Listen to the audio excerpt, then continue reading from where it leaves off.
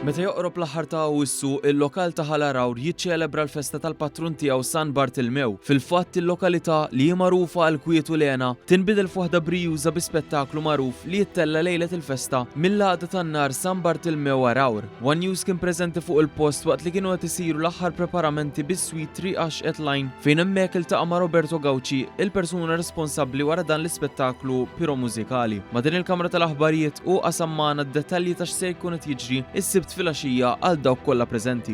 Kollox ħibda fid-9:30 ħajkana spettaklu maqsum fuq żewġ partijiet. Ħatibda l-ewwel parti tkun il-pero mużikali, bejn l-ewwel parti u t-tieni parti ħajkun hemm il-murtali tradizzjonali kemm tal-bera u kemm tal-kulur u jagħlaq fl-aħħar parti oħra fejn ser ikollna 3 diski oħra fl-aħħar u bl-aħħar diska tkun il-grand final. U wara ikompli bil-ħruq tan-nar tal-art. Din is-sena, it-torri tan-nar li hu responsabbli minnu l-istess Gauci se jkun qed jiċċelebra l-10 anniversarju tiegħu u fid-dawl ta' dan, il-pirotekniku elenka l-sodisfazzjon tan-nies jibqa' l-aqwa element minn dak kollu li jsir. It-torri ilu jintramal dawn l-aħħar 10 snin, ix-show bdiet minn naqra dejjem komplit tikber.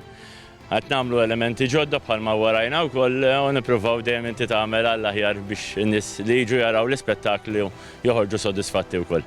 Lilin mill-lat pirotekniku, One News reħjela wkoll għall-pjazza fejn tkellem Simon Aquilina, il-kaxxier fil-Kummissjoni Planċier fih dan is-Soċjetà Filarmonika San Bartilmew. Huwa spjegalna li t-trażulazzjoni tas-Sibt se tkun imżewqa bil-weraq tar-rant feluq 300 anniversarju mill-wasla tal-ewwel relikwa ta' San Bartilmew. Ħanerġgħu nagħmlu xi ħaġa differenti kienet issir fil-Gargur fejn ħanżejnu t-triq minn fejn tgħaddi ir-relikwa bil-weraq tar-rant kienet issir fl-antik kienet inqatat u ħanerġgħu nagħmluha l-ewwel darba din is-sena wkoll.